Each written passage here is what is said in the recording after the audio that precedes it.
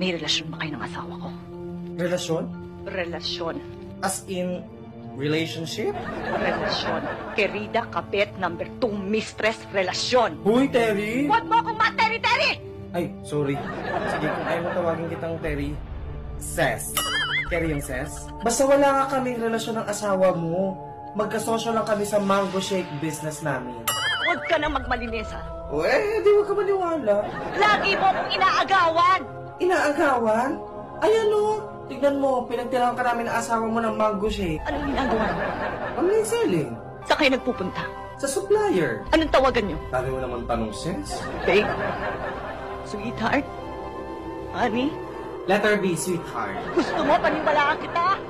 Diyos ko, tanong-tanong ka pa, di ka na naman pala maniniwala. Sige na, aminin ko na ko ng tawagan namin. Badiday at Toto. Happy?